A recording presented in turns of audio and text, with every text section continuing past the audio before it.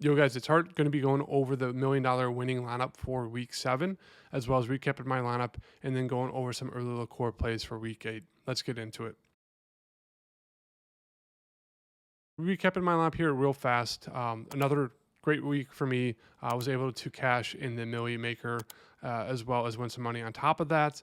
As I keep saying in my videos, if you guys can keep just consistently cashing, it doesn't matter if it's for just a few bucks profit. You're winning. You're cashing. You're winning. That's something really really hard in DFS to consistently do. Is that so? Pat yourselves on the back if you're in that same boat. Kind of gonna keep stringing these wins together. Hopefully into week 8. But yeah, had another solid week in terms of my lineup build. Obviously, we got the big news that Josh Jacobs was going to be a true game time decision before the lock in week 7. And that's one of those situations where if you're a smart DFS player, you should be reacting to that news because it can change the entire slate. And it's one of those things, it was interesting because Josh Jacobs was obviously decently chalky, but not one of the top 2 running backs in terms of chalk. But if he was, it would have shaken up the entire slate. But since he was a little bit less ownership, it didn't really affect too many people. Like, no one was really going on their way, which is not the correct move. You should have been reacting to that news. And that's kind of what I did. I built my lineup around him potentially being ruled out. I built my lineup potentially around him being ruled out with Love, Golden, and Kraft as kind of my stack there. I didn't do a bring back. I probably should have, but I was kind of happy with all my other spots. And I was like, all right, I'm going to get super contrarian and risky with this Jordan Love stack. I didn't love it, but I was still able to cash with it, thankfully, here. But yeah, I mean, I went with Love, super low owned, as I said. Just love the potential of Josh Jacobs being rolled out and them having to pass the ball more. Saquon, as I keep mentioning, I was surprised he got steamed up to 20%. I've been getting burned by him every single week. Having one of his worst career games there last week was very frustrating, but thankfully it didn't affect my lineup too much there. Quinshon Judkins, as I mentioned, was going to be massive chalk, core play, but for good reason. Like, we wanted to eat that chalk there. Great matchup against Miami. Golden, as I mentioned, just wasn't the best. The frustrating part about the Packers this season is they've been playing down to their competition. As you can kind of see from the box score for Jordan Love, only one really good game there in terms of DFS, and it was against Dallas, and they tied. Like, other than that, not the best spots. Like, he's been doing enough to win. Obviously his rating's pretty good, but overall in terms of DFS, it's just frustrating to play him. I don't recommend it. It's not fun to watch. But obviously he's a good quarterback. I will throw that out there. It's just DFS-wise, it just doesn't really work out yet. Pittman, surprised he was that low owned. Would have expected more ownership in the second highest total of the slate with Josh Downs not active. He had a really good game there. Rashid Rice, as mentioned, wanted to eat that chalk. He was just way too mispriced there, and they force-fed him the ball. That was actually hilarious to watch. What had him even... he probably could have gone for 40+ if that game stayed close. Obviously, they blew him out so fast that they didn't need him in the second half at all. Kraft, surprised he was that low owned. Obviously, there's a lot better tight end options, but still, he's one of those guys who has a good ceiling, and he kind of flashed it there. 16 fantasy points. I think he had 10 targets as well. Yeah, something that's crazy. I mean, he should be getting close to 10 targets a game just with his yards after catch ability. I just don't understand the offense at times for the Packers. I think they just have too many cooks in the kitchen. LaFleur, for some reason, doesn't want to kind of just force feed a few guys, which I think that's kind of why they're playing down to the competition right now. But that's besides the point. Chalky Javonte Williams had a good game there. And then obviously one of the core plays, the Browns defense was great there. 25 fantasy points in a fantastic matchup. All that weather, pairing them with Judkins, it just made a ton of sense there. So that was my lineup. In terms of the winning lineup, as I keep kind of mentioning the past 3 to 4 weeks, you do not need to get super contrarian or different in terms of your lineup to take down $1 million in first place. The past 3 to 4 weeks, all it's been is just getting different in 2 spots. And that's what's led to people taking it down. So, for example, he got different with Herbert. Got different, I guess you could say 3 different spots. Herbert, Allen, and the Chargers. I'm surprised, as I keep saying, that they weren't more higher owned, especially Herbert. Obviously, with Quentin Johnson back, it does kind of muddy the waters a little bit in terms of who you want to get to. Obviously, 99% of the time, you're not going to get to Gadsden in a spot just because he hasn't really been there in terms of production. Obviously, he had a good game last week against Miami, a little bit of an outlier. Quentin Johnson was out. You're like, all right, you expect with Quentin Johnson back, he was kind of the main guy. Keenan Allen and Ladd were kind of fighting over wide receiver 2 and 3, and then Gadsden was kind of the last option. Obviously, he had that breakout game last week, so it'll be interesting to see moving forward what happens. It does make my interest in Herbert go down a little bit just because not really reliance. You're not really able to really rely on who his number one option will be. Kind of like Jordan Love and the Packers, right? Like you don't really know who to pair with them. You know the kind of top 2 to 3 guys, but will it work out that way? You just don't know. It's super risky. But yeah, low on Justin Herbert with Keenan Allen and Gadsden, and he got brought a stack or that bring back with Jonathan Taylor. That makes sense in terms of game script because if Jonathan Taylor is having a good game going off, more than likely that means the Chargers are down and they're going to have to pass poor, and that's what worked out. Obviously, a lot of production for Herbert. That last game was kind of in garbage time, just kind of clawing back. But still, you need that luck at times to win $1 million to first place. 8th the chalk there with Javonte Williams. Same with Jonathan Taylor, Rashee Rice, Chris Olave, McBride, and Panthers. So as I keep saying, guys, you don't have to get super contrarian and different to take down the $1 million to first place. All it takes is you get in 1 or 2 spots, and that's more than enough to do that. Obviously, you need the chalk to hit, but still, it's not as hard as or as contrarian as you need it to be. I shouldn't say not as hard. It is very hard. But in terms of like your lineup build, you don't have to get super contrarian, super weird or different to take down $1 million to first place. Hopping over here into week 8, we have Josh Allen at the top of the quarterbacks. Not to go on a rant, but they're one of the most fraudulent teams. And I'm saying that as like a Bills fan. They're not my team, but as like a more so NFL fan, Bills fan, Josh Allen fan, like some of their players. It's just super frustrating to watch this team.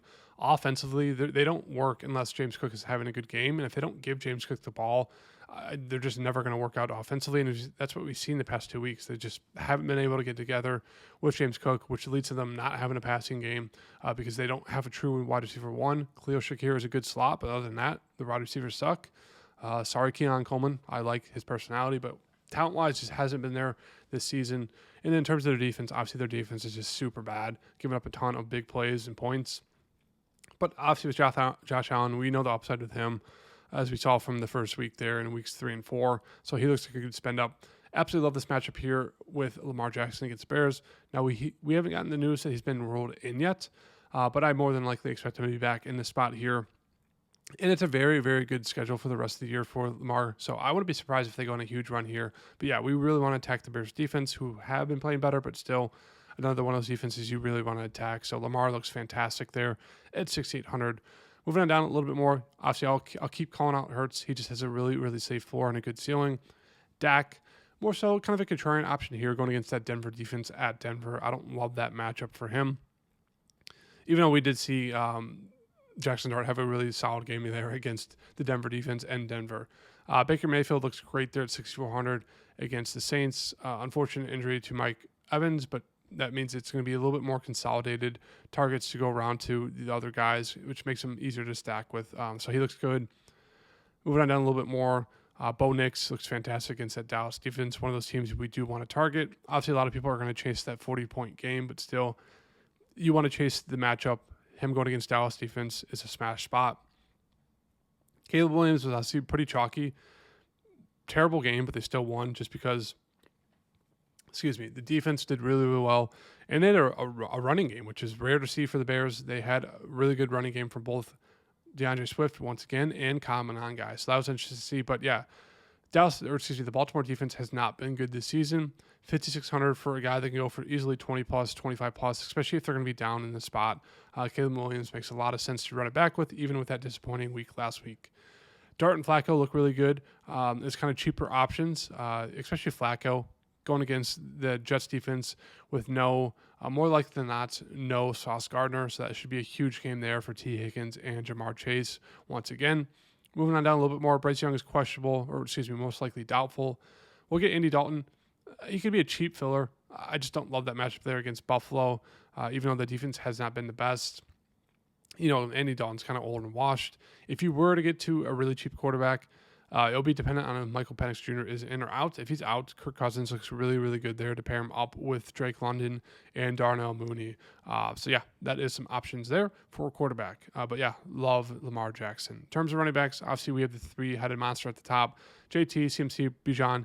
I think you can make an argument they're all still pretty, relatively too cheap to what they should be just in terms of their usage. My favorite of the three is probably going to be the chalkiest of the three, Bijan, but he gets an absolute smash spot here against Miami. We just saw what Quinshon Judkins was able to do to them. Miami's in shambles. I wouldn't be surprised if Bijan has another 30-plus point game there against Miami. Moving on down a little bit more, I'll keep mentioning Barkley. I'm going to keep getting burned by him, but one of these days he will reward me. And it's going to be unfortunate because he's probably going to be 35% owned that day. I do get rewarded, and everyone else is going to get rewarded, and it's just not going to really help too much positively. But yeah, Barkley, I'll keep mentioning him. I really like Bucky Irving if he's good, coming back, good to go. In that smash spot against New Orleans, we just saw what DeAndre Swift was able to do to them. Would absolutely love Bucky Irving there in a mid-range play. James Cook, I think they're going to force feed him.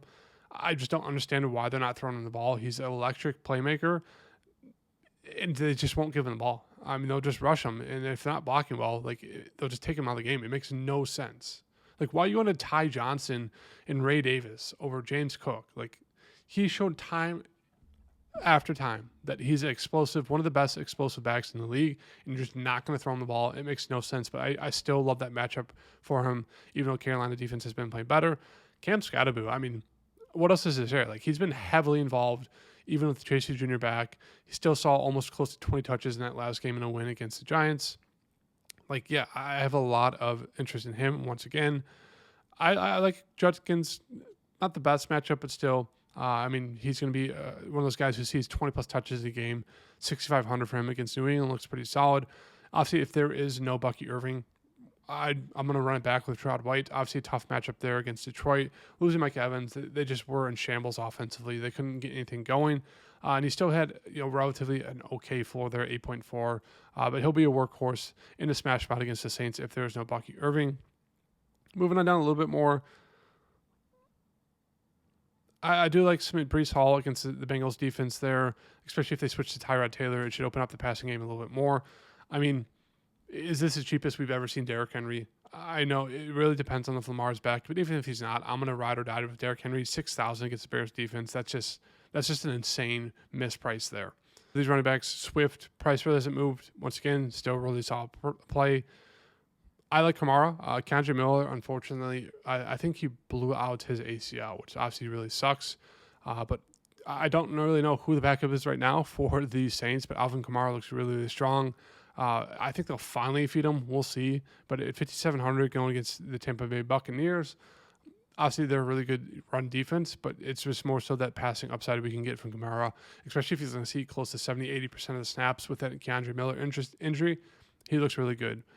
Moving on down a little bit more, that's really it. There's not really any cheap running backs I have interest in. It's just kind of dipping down to maybe Kamara, if not staying up into that kind of top end range for the running backs for this slate. Moving on to the wide receivers, obviously Jamar Chase with the possibility of no Sauce Gardner looks fantastic there. Coming off a game, he saw 23 targets. So obviously he's not going to get that again, but I expect 10 to 15 for the spot here against the Jets. CeeDee Lamb going against Denver, I think he's a fine contrarian spot. Nico Collins is questionable. Obviously, he's out, opens up value there for the Texans. Pickens, if you're not going to get it to CeeDee Lamb because you think it's just a tough matchup for him going against Sutton, or not Sutton, I forget his name, the cornerback on the Broncos. Then you could look to Pickens. If not, oh well. Igbuka, number one option there for the Bucs. He looks really, really good.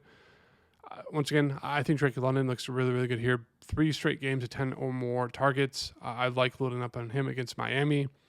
Rome is definitely cheap. Sutton, there's a lot to like here in the kind of the mid-range for the wide receivers.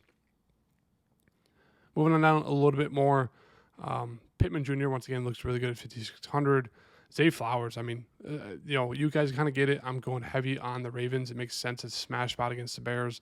And they're just coming in at all extremely cheap prices just because of Cooper Rush and them just being bad overall. They just haven't been able to win. They've been looking poor, and thus the DraftKings prices just being way too cheap for them, with Lamar Jackson most likely being back. But we'll have to wait and see for that.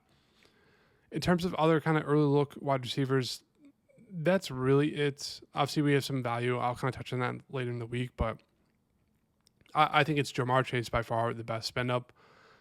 Igbuka, kind of that lower high-end tier. He looks really, really good. And then kind of just a lot of these guys in the mid-range. Rome, Sutton, Brown, Smith all look extremely, extremely good. Same with Olave and Tet. Moving on down a little bit more, T. Higgins looks solid. I really like Pittman.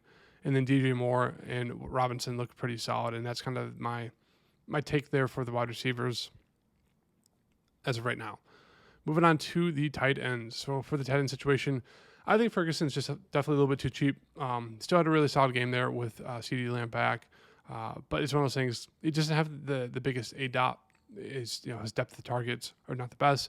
Priced up to the 6,000. I don't love that when you have CD, you have Javonte, you have George Pickens. It just feels a little bit too pricey for a tight end for me. Kind of in his situation where there's a lot of other players they could throw to, or even run the ball. Warren's price really hasn't moved. He looks fantastic once again. If Josh Downs is in, it definitely lowers the ceiling floor of Warren a little bit, but still, he's a really, really strong play. I really like getting to George Kittle. Obviously, coming back, he did not get a catch, but he was a huge difference maker in that running game. CMC finally had a fantastic running game, and it was most likely due to George Kittle just being a great blocker, great energy guy. Excuse me. So I really like a bounce back spot here for him. They're getting him going here real fast. And they definitely eased him into that last game a little bit. So he looks really, really good there. It's kind of my favorite tight end spot. Fannin Jr., once again, if there is no Njoku, he looks really, really good. And obviously in that tough rain game, he's still got 5 targets. He's going to be heavily involved. I will mention Jerry Jeudy.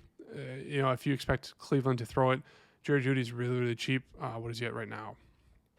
4,100 for a wide receiver one. Obviously, he's been terrible this season, but if they're going to be down against New England, I wouldn't be surprised if Fannin Jr. and Jerry Jeudy have a solid game.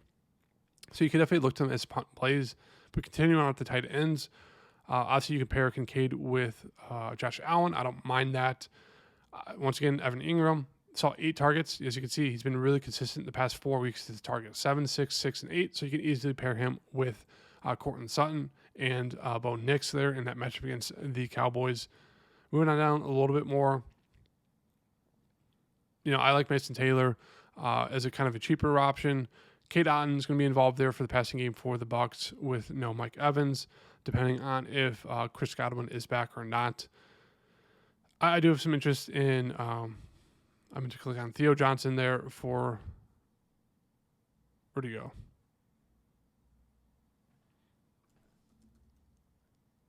Theo Johnson there for the Giants, kind of the main pass catcher there with Wan'Dale Robinson. So he looks good there in a spot against the Eagles.